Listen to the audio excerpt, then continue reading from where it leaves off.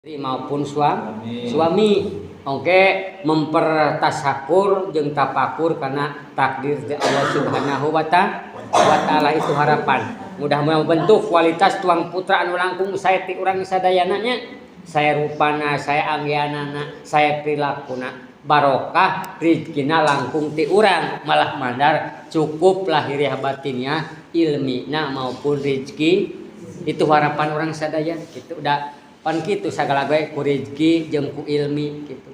Rezeki tanpa ilmi bisa burao, nya kitu ilmi tanpa rezeki rek di mana sakola lamun teu ada cicisinya. Tah kitu akhlak kitu keneh kitu mudah-mudahan. Harapan mudah-mudahan fatwa beliau sing jadi pagawean dina kahirupan sadiditena pikeun ngawujudkeun keluarga anu harmonis, sakinah, mawadah sareng warohmah supaya menang ridho ti Allah Subhanahu wa ta'ala, ridho ti hamba Allah Subhanahu wa ta'ala insyaallah. Lajeng wae lah nyingkatna waktos kana tajiah anu katilu ti Bapak kasepuhan, langkung mantap urang semangatna, langkung mustajab pangintenan dina dorongan ilmina pikeun ningkatkeun iman takwa urang ka Allah Subhanahu wa ta'ala. Lajeng wae waktos kangge beliau sacekap-cekapna kangge Bapak Piki Ahyani waktos jakeun sacekap-cekapna mangga. Hamunten sadayana. Bismillahirrahmanirrahim. Assalamualaikum warahmatullahi wabarakatuh. Waalaikumsalam warahmatullahi wabarakatuh. Ila hadratin Nabil Mustafa Rasulillah Muhammad sallallahu alaihi wasallam wa ala alihi wa auladi wa dzurriyyatihi wa sahabati wa tabi'ina sholihin wal ulama wal wali Allah Husain Syekh Abdul Qadir Jailani wa ila ruhiyal marhum Mbah Kiai Haji Kandung Danu Masyuri bin Sastra Pawiro wa ila ruhiyal marhum Bapak Ustadz Kliwon Hadi Sudarmo bin Darmo Karya wa ila arwahi jamil kubur minal muslimina wal muslimat wal mu'minina wal mu'minat khususan fi qaryati Dusun Tembong Desa Sadahayu. Allahumma gfir lahum warhamhum wa'afihi wa'fanhum. Al-Fatihah. A'udzu billahi minasyaitonir rajim. Bismillahirrahmanirrahim. Alhamdulillahi rabbil alamin arrahmanir rahim maliki yaumiddin. Iyyaka na'budu wa iyyaka nasta'in ihdinas siratal mustaqim siratal ladzina an'amta 'alaihim ghairil maghdubi 'alaihim waladdallin.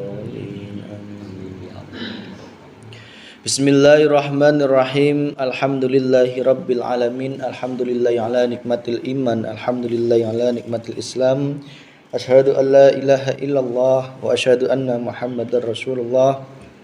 Allahumma sholli ala sayyidina Muhammad wa ala ali sayyidina Muhammad sallallahu alaihi wasallam.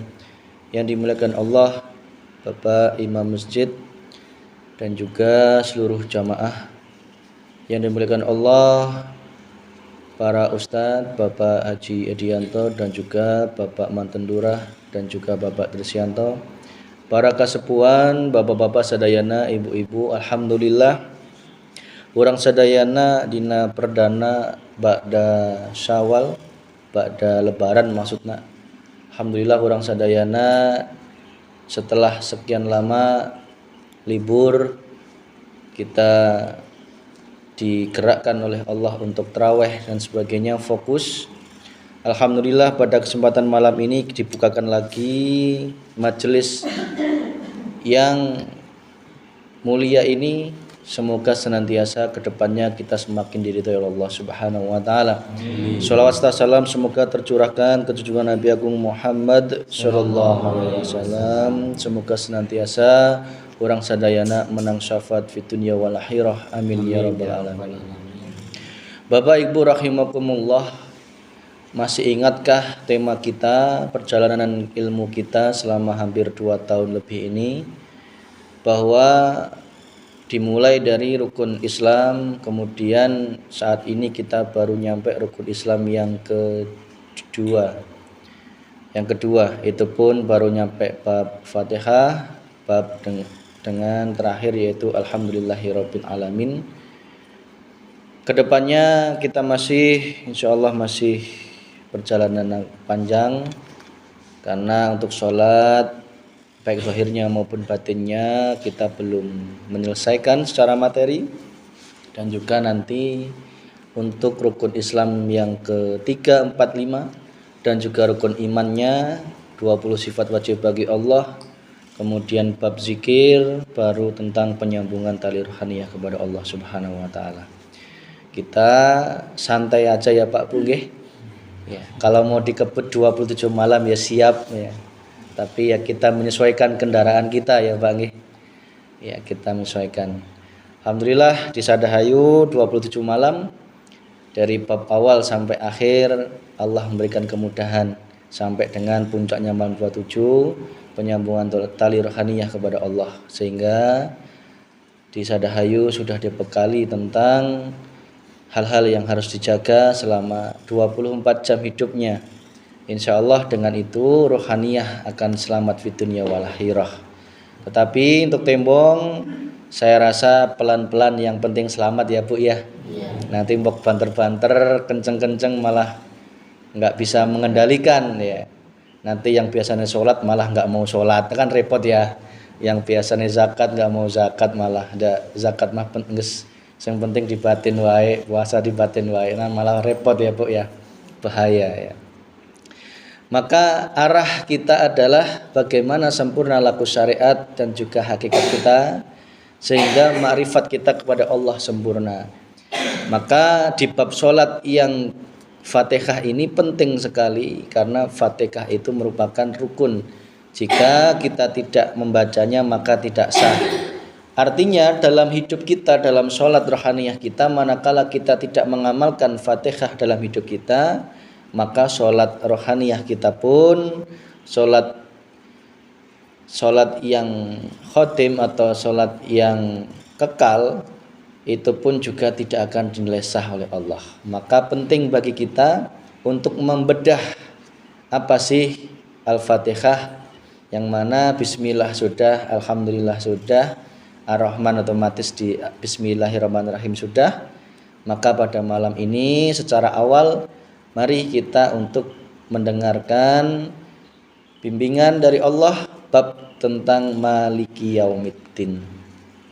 Apa Bu? Maliki Yaumiddin. Apa itu Maliki Yaumiddin?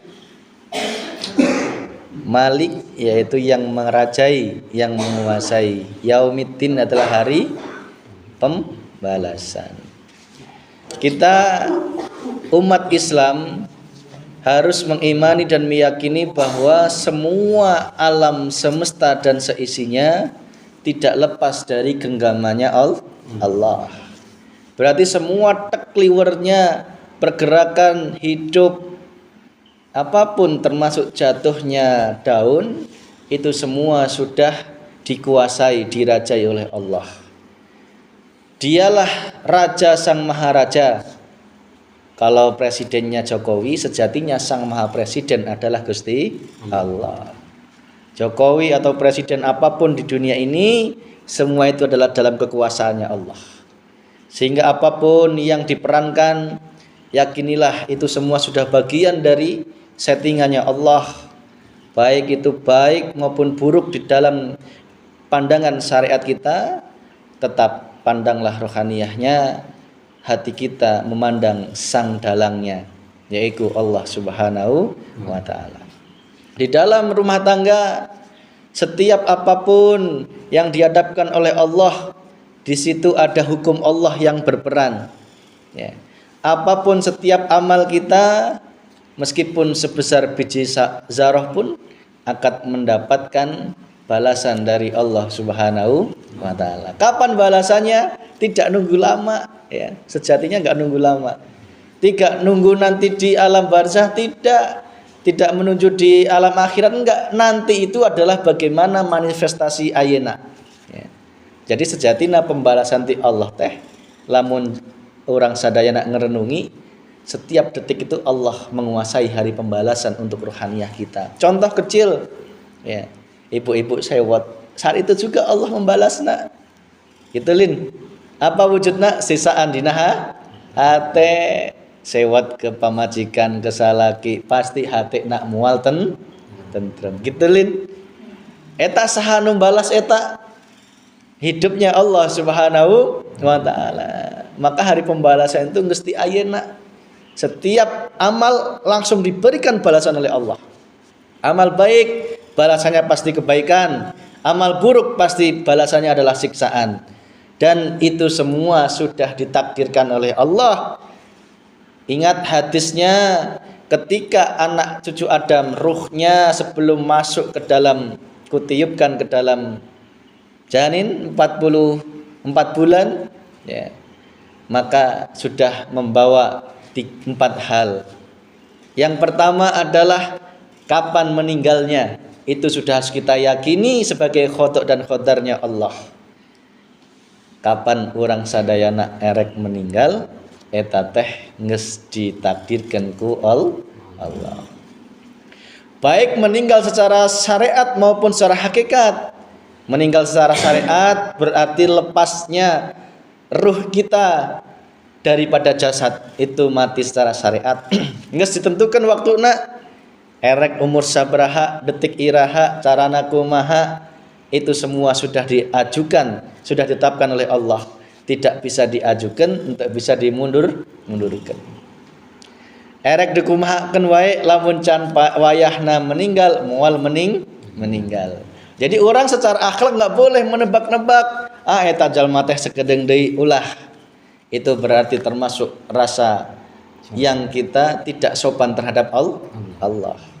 Ya, nggak boleh ketika ada orang sakit, sakedeung deui. Tolong jaga lisan itu, karena bisa jadi itu menyakiti saudara, tetangga, keluarganya nggih Pak nggih Bu. Ketika ada orang yang sakit, tolong kita semuanya diam. Jangan sok nyenyahoan ya. Karena apa? Bisa jadi yang ngomong gitu malah mati iyalah. Rahasia umur tidak ada yang tahu. Matinya kita secara hakikat pun rahasia Allah. Kita sudah belajar ilmu mati sebelum mati. Mematikan hawa nafsu kita, keakuan kita. Mas, saya sudah belajar 2,5 tahun sama Mas Fikri, tapi kenapa keakuan hati ini belum paeh-paeh? Itulah hakikat mati sebelum mati. Mematikan keakuan diri. Akunya yang hidup, akunya yang melak cau, akunya yang melak bonteng, ya. Akunya yang ibadah. Berarti lamun masih ayak pengakuan, orang sadayana belum mati sebelum mati. Padahal itu semua sudah digariskan oleh Allah. Yang kedua, yang ditetapkan adalah rezekinya, ya. Berarti balasan sing wujudnya rezeki itu semua sudah digariskan oleh Allah, Sang Maliki Yaumiddin, yang menguasai hari pembalasan. Orang sregep melak bonteng pasti diberek balasan ku Allah wujudnya bonteng. Tetapi tolong yakini semua itu dalam takdirnya Allah. Jangan muncul keakuan. Contoh, ndak lamun aing teu mbicil tina imah moal jadi bonteng. Itu semua wujud kesombongan, Pak Bu. Ya. Maka ketika melak bonteng, tolong ruhaniyah kita niat melak bonteng teh, sadari itu semua datangnya dari Allah. Melak bonteng pun karena digerakkan ku Allah. Ndak lamun teu digerakkan ku Allah, moal bisa mijil ka imah, betul? Ya. Apa wujudnya? Allah menggerakkan jantungmu. Ya. Coba orang-orang yang merasa bisa mengendalikan tangannya, bisa mengendalikan kakinya, coba hentikan jantungmu 1 menit aja bisa? Bisa nggak? Nggak bisa. Itu tanda kekuasaannya Allah dalam dirimu mutlak. Tidak ada satupun yang diserahkan kepada makhluknya, tidak ada. Ya. Karena semua adalah mutlak kekuasaannya Allah Subhanahu wa Ta'ala. Berarti melak bontengna ke sawah pun itu karena dalam rangka takdir pembalasan dari Allah. Kok nanti melak bonteng nges dirawat bagus, kok tetap wae hasilnya kurang bagus? Itu pun juga Maliki Yaumiddin, hari yang menguasai bonteng tidak jadi itu pun siapa? Hidupnya Allah. Rohani harus duduk di situ. Kalau nggak duduk di situ pasti hati apa? Tersiksa. Betul nggih Pak Bu? Karena apa? Muaranya keakuan dirinya muncul. Aing nu niat melak bonteng, aing nu bisa datang ke sawah melak bonteng, akhirnya bontengna gagal panen, nyalahkeun Gusti Allah. Itu tandanya apa? Maliki yaumiddinnya, hari pembalasannya encan diterapkan dina kehidupan sehari-hari. Lamun maliki yaumiddin dipegang, oh bonteng jadi sikak kita, Allah sang rajanya, bukan saya. Kok bontengna alus? Itu pun balasan dari Allah yang sejatinya rezekinya sudah ditetapkan. Ndak orang tadi ngesepakat nggih? Ketika ruh kita ditiupkan sudah membawa 4 hal. Yang pertama mautna, nu kedua rezeki. Nah, tetapi berarti ketika kita digerakkan oleh Allah usaha seperti itu, apapun balasan dari Allah, itulah kembalikan Allah sang raja yang merajai hari pembalasan. Ternyata hari pembalasan tidak nunggu engke di akhirat, ngesti ayeuna teh kerajaan kekuasaannya Allah sungguh sangat nyata di dalam kehidupan kita sehari-hari. Selanjutnya apa kekuasaan Allah dalam pembalasan itu? Yang ketiga, Allah menetapkan amalnya dan dosana. Nggak ditetapkan, Bu. Ya. Seberapa jenuk amalna Pak Kaim, nggak digariskan. Ya. Ngorakna jarang beramal. Kolotna jadi jenuk itu nggak digariskan ke Allah teh. Ya.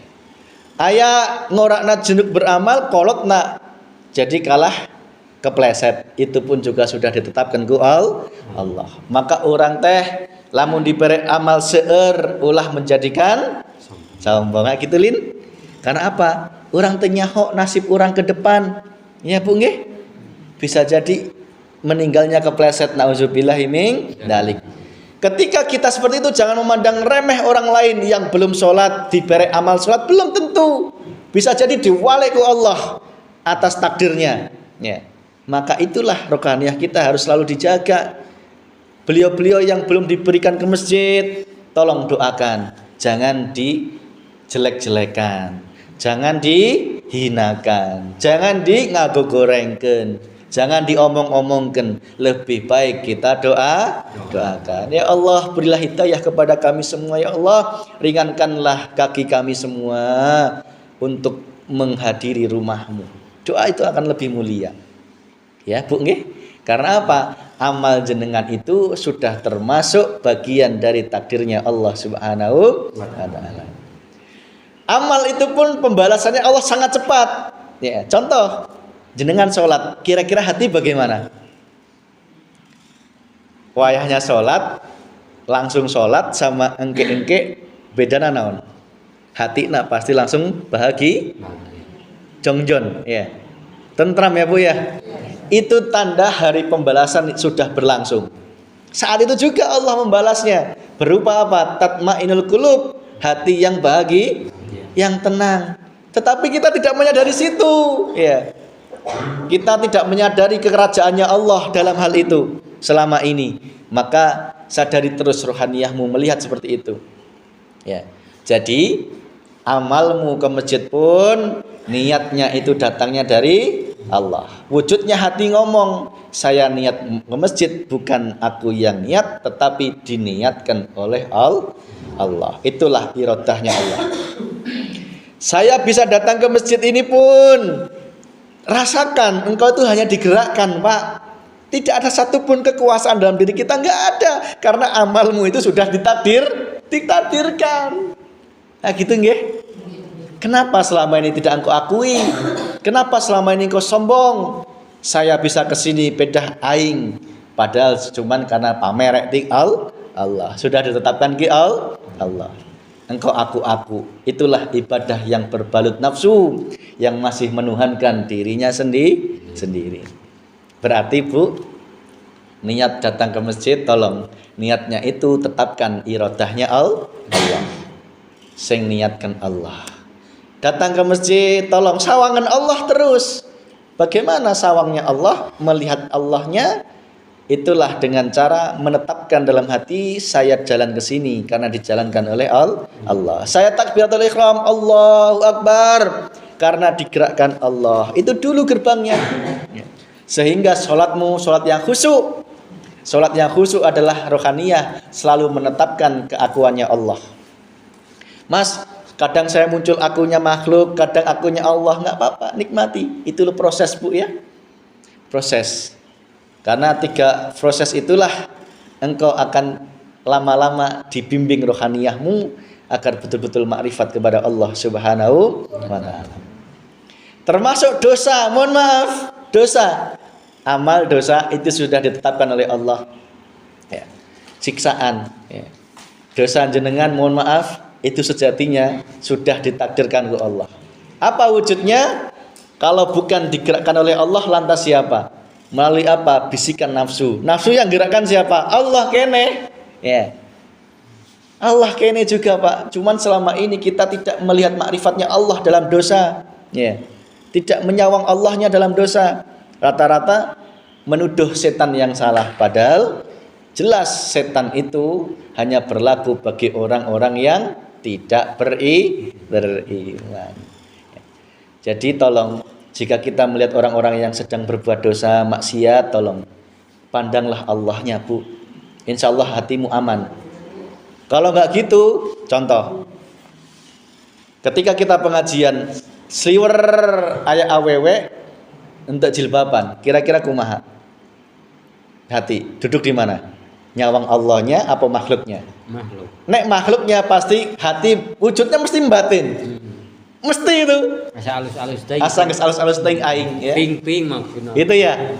Asa alus-alus teuing eta ping-ping ya. Udah liwat. Itu apa? Wujudnya nanti dak aing mah ngejilbaban eta encan jilbaban. Itu, Bu. Tetapi jika kita menyadari, oh dia belum jilbaban pun karena masih ditakdirkan Allah untuk belum berjilbab. Maka apa yang kita lakukan? Berdoa. Doakan agar mendapat hidayah. Ya, kembali kewenangan agar kita berdoa kepada Allah Subhanahu wa taala. Engkau marah, engkau sewot, itu pun siapa? Dari Allah. Tidak ada selain dari Allah. Tetapi jangan di alasan ya. Saya nggak sholat ke masjid karena Allah. Itu salah kaprah ya, Bu nggih. Salah kaprah. Maka ketika suami merengut, itu langsung ada hari pembalasan yang berlaku dari Allah. Manakala rohaniyah kita tidak nyawang Allah, apa yang terjadi? Rohaniyah kita pasti ikut-ikutan merengut. Gitu nggih, Pak, Bu? Itu hari pembalasan. Langsung saat itu juga hati kita ikut tersiksa. Sama-sama panas. Ya, contoh, Pak, ya, tadi sore itu ada jamaah yang nanya, ya, pertanyaan, Mas, bagaimana hukumnya jika saya nolak membuatkan kopi ke salaki, tetapi rohaniyah kita karena nafsu? Ya, tak jawab. Manakala sang suami meminta diberikan kopi itu tidak menggunakan sirul asror, aing nak no muncul hayang dibikinkan kopi, tidak mentajalikan Allahnya yang menggerakkan aku pengen dibikin kopi, maka saat itulah rohaniyah suami pasti sudah nafsu. Ya. Kalau sudah nafsu, berarti istri pun bagaimana rohaniyahnya? Ketika mendengar suami ngomong tadi, hatinya duduk di mana? Nyawang Allahnya yang berperan atau makhluknya yang minta kopi? Ayo duduk di mana hati? Nek duduk di makhluk, ibunya delalah pas lagi capek kali kagok, pasti sewot, pasti nolak. Komo jawaban nek nyelekitkan hati, itu tanda nak nolakna dengan hukumnya apa? Dosa. Wujudnya apa? Sama-sama itu pembalasan langsung dari Allah. Ya enggak? Suami yang tersiksa karena tidak menggunakan sirul asror, memandang makhluknya yang nolak, ya kan? Si istri nolaknya pun karena nafsu. Ya, munculnya penolakan dari dalam diri. Coba bedakan gini. Suami minta bikin kopi menggunakan sirul asror. Oh, muncul niat pengen dibikin kopi itu datangnya dari irodahnya Allah. Berarti yang minta kopi sejatinya Gusti Allah. Sang ibu capek, nolak, tetapi nolaknya ini hatinya duduk di Allahnya karena memandang yang meminta kopi itu adalah hidupnya Allah. Pasti nolaknya bukan karena nafsu. Pak, hampura Ndak ite kagok, bapak nyen sorangan ya punten banget. Kira-kira bapak nak kumaha? Bapak nak mendengar penolakan itu juga harus duduk di Allah. Sing nolak itu adalah Gusti Allah, sudah ditakdirkan sama Allah. Pasti sadar diri, tidak mungkin ya. Akhirnya penolakan ini bukan berupa dosa, bukan berupa pembalasan sakit sama sakit, enggak, sama-sama ridho. Gitu nggih Pak nggih? Ini contoh kecil loh, kembangkan sendiri dalam kehidupan. Banyak kalau dikembangkan. Dalam ngasih duit, dalam nyese, dalam ngeladangan mijitan ya. Itu Bu. Hati sama-sama ridho seperti itu tidak akan terjadi manakala melepas sirul manakala tidak gondali sirul asror. Apa itu sirul asror? Zikir yang mentajalikan melihat Allahnya yang berperan. Cara bapak sing nolak iku ya Gusti Allah. Cara ibu sing minta kopi iku ya Gusti Allah. Cara sadar sing minta itu Allah, tidak mungkin menolak gitu nggih. Apalagi tidak ada uzur. Sedang nggak capek, sedang nggak kagok, kok nolak, berarti nolaknya ini pasti datangnya dari nafsu. Nah gitu nggih? Iya. Pasti Bu, rumah tangga yang seperti ini insya Allah sakinah mawaddah warohmah. Tetapi apa yang terjadi kebanyakan, bapak nak hayang diizinkan kopi beda fir'onna dina hatikna sangat bual. Da aing nu ngepanan maneh, aing nu gawe capek-capek, rezeki maneh teh di aing fir'on. Nah, akhirnya ketika cikopina geus capek-capek ente diturutan, apa yang terjadi? Nyieun sorangan bari sesengut. Itu wujud siksaan, hari pembalasan langsung dari Gusti Allah. Ayo, apalagi dendam itu, sakit hati itu dibawa terus Pak, ya. Dendam ke jalma, marah, sewot, dengki. Apa wujudnya nanti? Pembalasannya lebih parah lagi Pak, berupa sakit fisik ya. Buktikan aja. Jenengan menyimpan emosi tinggi, dendam terus-terusan, tidak langsung dipadamkan, tidak langsung melihat Allahnya. Pasti rohaniyah kita akan membawa tertampil dalam jasad. Nggak percaya buktiin. Marah, pasti apa? Darah kita tensinya lebih tinggi. Ya nggak ada orang marah itu tensinya kalem lemes, itu nggak ada ya. Pasti orang marah itu berdedek, jengkel. Saat itulah jantung itu memompa lebih kenceng Pak. Nek marah jenengan itu tiap hari marah dendam sampai sewot sampai di bawah paeh. Ya, nauzubillah min dzalik. Itu akan apa? Merusak kinerja jantung. Jantung mumpuna lebih keras, namanya tensinya tinggi. Tensi tinggi nyerang ginjal, ginjalnya jadi rusak. Tensi tinggi nyerang hati, livernya jadi kena, nyerang paru-paru, komok nyerang otak. Apa yang terjadi? Stroke. Nauzubillah min. Maka penting rohaniyah itu engkau jaga dengan sirul asror ya. Jika engkau terus-terusan emosimu tidak engkau segera padamkan gara-gara nyenci kopi ke emosi terus-terusan ya, pasti yang terjadi ungkur-ungkuran ketika tidur. Lah gitu nggih. Solusinya apa? Lekas-lekaslah rohaniyahmu kembalikan kepada Allah. Sing nolak iku sejatine Gusti Allah. Mak hampura ya Mak. Da cekene teh meskipun emosi da eta teh Allah. Hampurannya Mak. Ya. Enak ya Bu? Ibunya harus segera cepat memaafkan, jangan diengke-engke. Ya. Oh, ini Allah sedang minta maaf. Hidupnya Allah, bukan suami itu Allah, tidak. Apa? Hatimu menyawang Allahnya. Segera. Akhirnya apa? Sama-sama siksa anak, hari pembalasan di Allah dicabut di Allah, digantikan rahmat dari Allah. Ya Bu. Jadi hari pembalasan itu tidak nunggu nanti di alam kubur dan alam neraka. Alam kubur dan alam neraka itu sudah terjadi saat ini juga. Nanti itu bagaimana ayana? Ya. Kalau ingin mendapatkan nikmat kubur, hati harus tatmainul qulub. Ya ayuhan nafsul mu'ad, ya ayat Tuhan nafsul mutmain. Hai orang-orang yang berjiwa tenang, irjingi kembalilah kepada Tuhanmu. Bagaimana mau kembali Tuhanmu? Sing disawang tetap makhlukna ya. Aingna, kembalina ke aing-aingna, kembalina ke fir'aunna ya. Akhirnya apa? Ruhaniyahnya tidak bisa irjingi ila rabbik, kembali kepada Tuhan. Artinya apa? Hatinya mendapatkan siksaan. Kalau di dunia hatimu masih sering tersiksa, maka di alam kubur sudah barang pasti. Barang pasti. Ya. Maka lekas-lekaslah siksaan itu diselesaikan mumpung masih hidup di dunia. Contoh, tersiksa karena dendam ke tetangga, saudara, komos sampai ente sesapaan, kudu dibereskan. Ulah nunggu hari lebaran itu cuma formalitas, hampuraknya, tetapi hati nak ente nyadari naon salahna.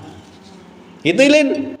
Itu can beres iya siksa anak komos sampai dibawa ke alamku kubur, hesek nolongina hesek ya. Komo anak keturunan nak ente rajin ngadoakeun, ente rajin ngasedekahkeun, ente rajin neangan ilmu, kumaha erek nolongan kolot dak orang teh selama hidup ente nolongan kolot urang nungges di alam kubur ya. Mas, apa buktinya alam kubur? Ayeuna hate manehna ngesering tersiksa, itu bukti ayana alam kubur engke. Ya, dak nyeksa hatena henteu kudu dijiwit henteu kudu ditonjokan henteu, tetapi dina omongan, dina perilaku orang eta teh hate urang geus bisa tersiksa. Hate urang eueuh kadeleuna, tetapi lamun disiksa aya raksa, itu tanda bukti ayana alam gaib sing wujudnya alam kubur dan alam akhirat. Mas ente percaya deui, jung nanyakan ku jalma nu mati suri, pasti bisa nyeritakan naon wae di alam kubur, di neraka, di alam akhirat. Bisa, karena itu adalah kekuasaannya Allah Subhanahu wa taala. Mas ente percaya deui, jung wae buktikan langsung.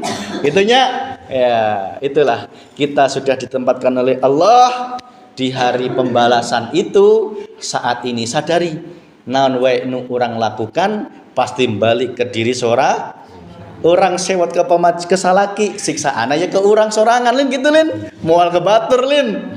Orang berbuat baik ke suami, balikna ke sora. Maka layani suami dengan tulus hati. Pasti hatimu senang bahagia, betul? Iya. Karena apa? Kita ingin mendapatkan balasan yang terbaik dari Allah. Ya.